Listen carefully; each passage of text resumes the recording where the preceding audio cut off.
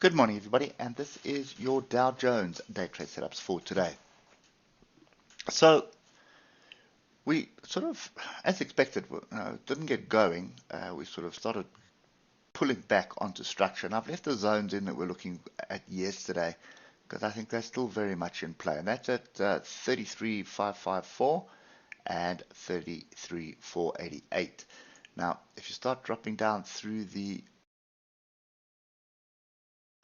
time frames, if you look at the 3-hour, we have separated on the oscillators, which is very typical of a strong move like this. You need some kind of a pullback, and this is the pullback that is happening. Crossover the moving averages is happening. We would obviously love to see a pullback as far as that at 33,274, but looking left, there is a lot of structure here that we're coming to test. So drop down even further to the hour, and you can see on the last week Friday we had no real structure. Said to you yesterday, a bit reluctant to be jumping in long up here. Right call. We've now grouped to the downside. Now is a good opportunity to start looking for a move to the upside. Now you can see these two levels have got quite some significance.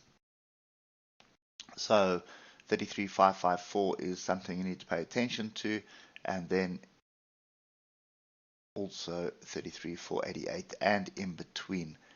And you might as well just put that third level in there. If we get through all of this stuff, then you're heading, all these tails here are going to offer some kind of support. But if you just keep scrolling left, just have a look at these three, just pay attention to these three levels, look at how much interacts, how many candles interact with those three levels. So what does that tell you?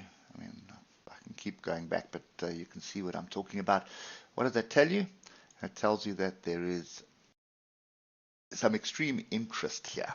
So there was interest for the sellers, and obviously there's going to be interest for the buyers and the sellers again. So the sellers are going to keep, they find some significance here, they're going to keep wanting to push it through, and the buyers know that if they can defend this area, the sellers will probably give up and will start moving to the upside. So that is kind of the story, and the question is, who is going to be stronger? Now these gaps here have closed. There's one little one still down here by the looks of things.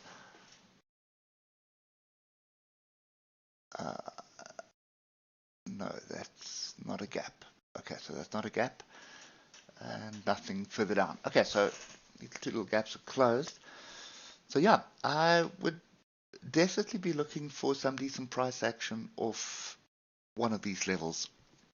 So the open has got an inside bar, but that's too wishy-washy for me.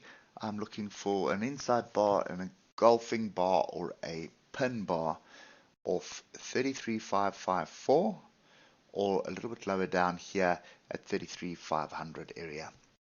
33,500 area is probably a nice big round number, so it does make a lot of sense, but I'm a little bit reluctant with that because